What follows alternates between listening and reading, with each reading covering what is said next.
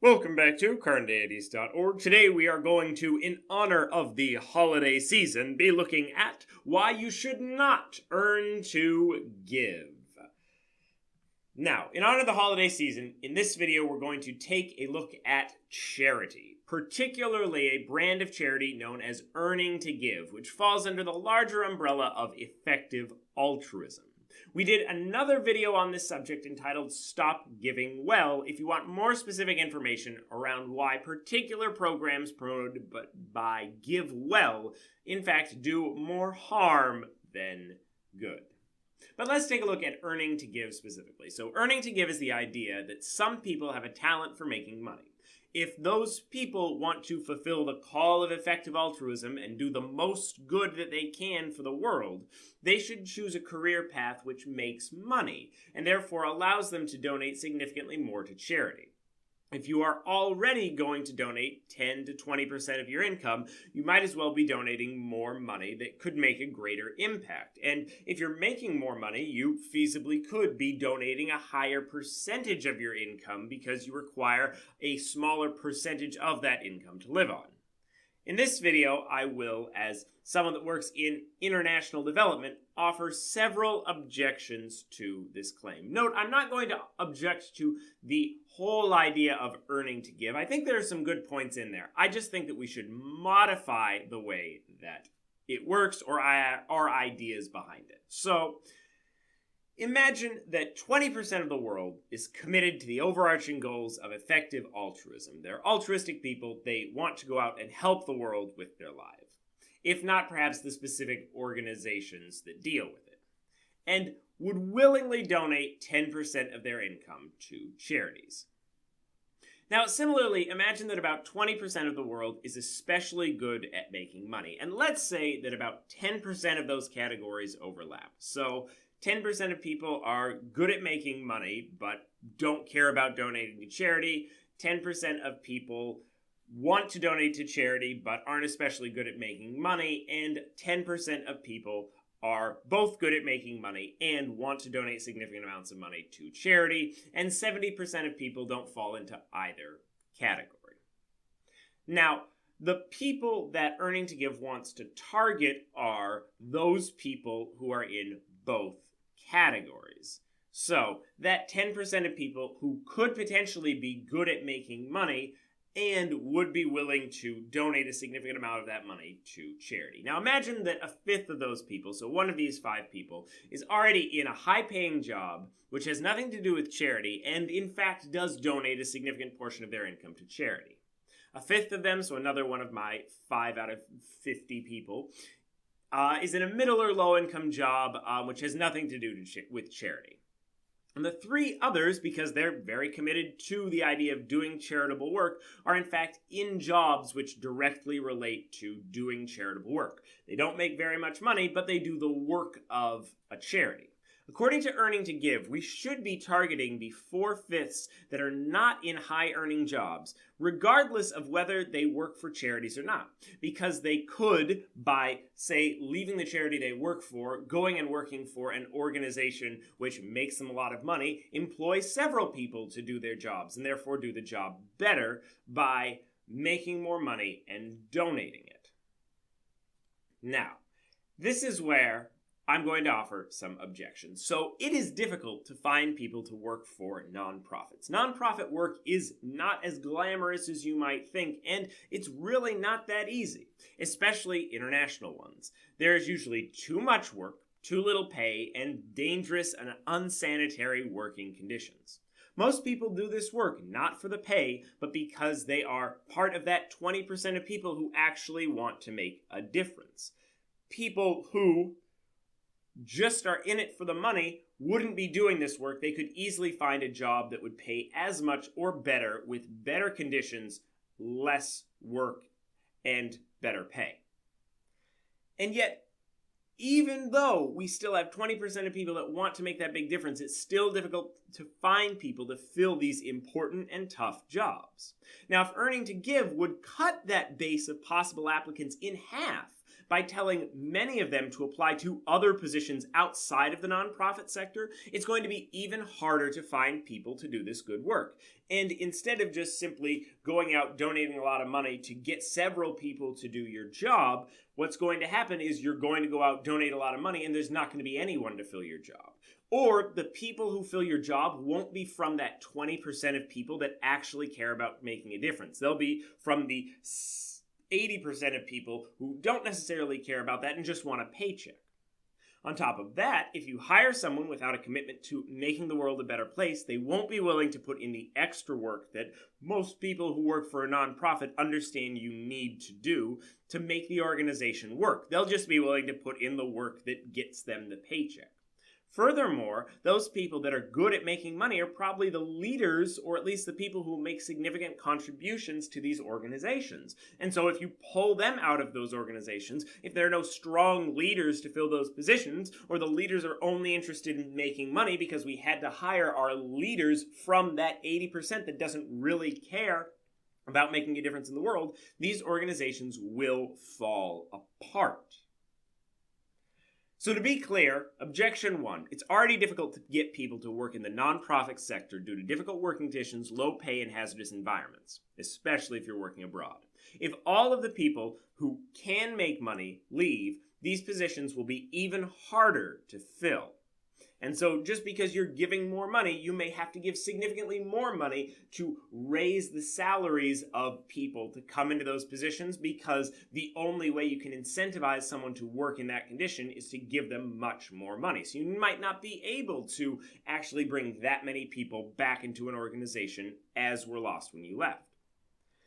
And if we fill these positions with people who don't share a commitment to the goals of the organization, but are just there to get a paycheck, so you leave an organization, there isn't someone who's interested or engaged in that same project to fill your slot, you end up donating significantly more money to get perhaps, let's say, 2 people to fill your job. So you still have a net increase. The problem is those 2 people only are there to get the money, because the only reason you could get them there in the first place was you incentivized the job by increasing the salary. So they're not really willing to put in the extra time, which they might have to put in, or probably will have to put in the case of most nonprofit jobs, to make things work or to do things better, because they're only there for the paycheck.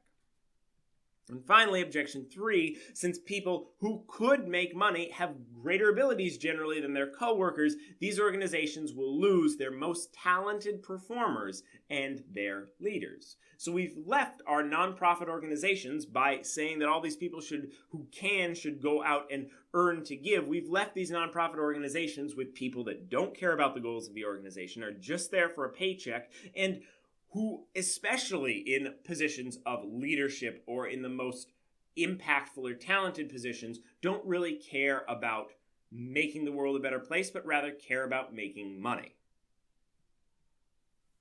My next objections come from the claims in the previous video on Stop Giving Well.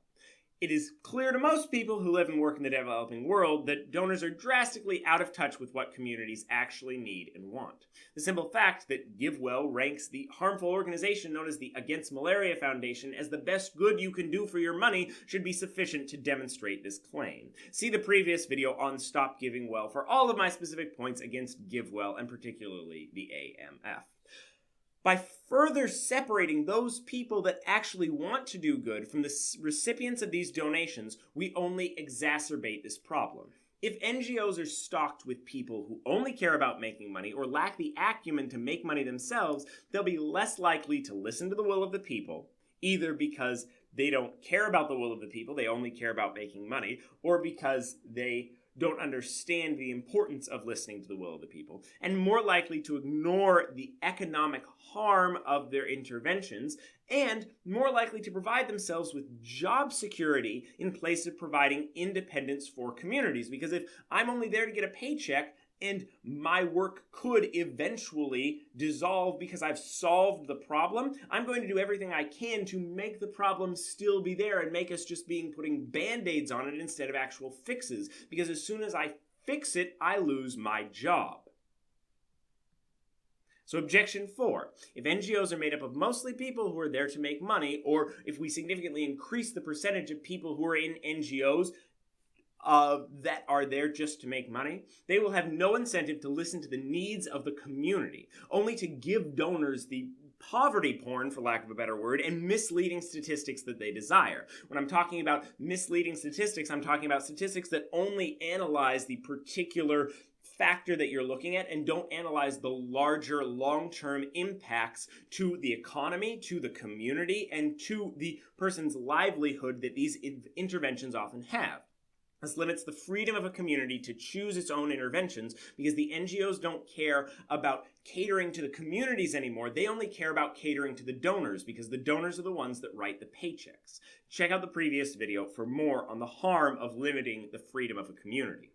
Objection 5, if NGOs are made of people who only care about meeting certain targets with regards to a particular measure of efficiency, say lives saved, for example, and not those who have an honest wish to help the community with what the community wants and needs, they will be more likely to ignore other measures of efficiency, such as job growth or economic improvement, which are often more important, especially in the long run looking at sustainability of projects. It's better to be giving people the tools to help themselves than to continuously put band-aids on a problem, which is what many of the organizations that GiveWell promotes do. And finally, if NGOs are made up of people who care about job security more than helping others, they are more likely to create interventions that in fact increase dependency, which is exactly what we see with organizations like Give Directly and the AMF, and therefore cement their positions than interventions which will quickly resolve the underlying problems or which will provide locals with the tools to solve those problems themselves and therefore put the NGO workers out of a job. If I'm in a job and all I care about is making money, and I see that if we're successful with this intervention, it's going to mean that I'm out of a job and I don't have anywhere to work, that's a huge problem. So I'm going to create an intervention that just puts a band-aid on it, that fixes a little bit of the problem. It's exactly the problem with people coming up not for complete treatments of diseases, but ways to manage the symptoms. Drug companies would much rather put you on a drug for the rest of your life, so you have to continue paying for it, than to actually give you a cure.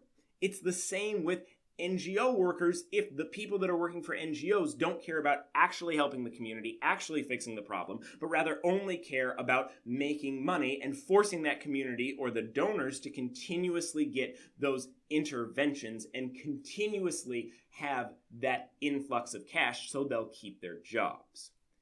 If you're a good worker, you should be trying to work yourself out of a job. But if our goal is to be filling up these NGOs with people that don't necessarily care about the actual work that they're doing, because we took all the people who actually care about the work and put them in high-paying jobs, we'll have a problem. With these in mind, I suggest that Earning to Give promote people that are interested in improving the world to first go into development work themselves. Because hopefully this will actually bring more voices like mine to the effective altruism community, and it will also improve those development organizations themselves. And second, if they are unable to or don't have the skills for development work, then think about going into a high-earning career so they can help fund good initiatives. I'm not saying that you don't need funding at all, or that, for example, that 1/5 of the people who have both the sets of skills who could be making more money but aren't making enough and aren't contributing to charity shouldn't be incentivized, and we shouldn't target them to convince them to go into a higher paying job and donate more money to charity. What I'm saying is we shouldn't be saying that it's more important to go into that high paying job than to improve the actual interventions by working on the ground in those organizations. Because if they take all of the talented and committed people out of the development sector, much more harm than good will be done, because we'll be putting in people who don't necessarily care about the interventions we're trying to do. They only care about making things look good to the donors.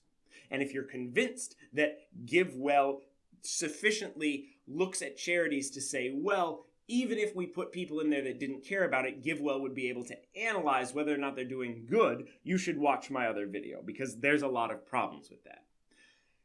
Now, In my experience, programs are much more likely to fail because they are mismanaged and the community is not interested than from a lack of funding. And projects which require a lot of funding are probably inherently flawed because they're probably donating a lot of physical objects that could be made within the country, providing jobs. What do you think? Should you earn to give, or should you go work for charities to improve programs that they are running? Watch this video and more here at Carneades.org, and happy holidays, everybody. Stay skeptical.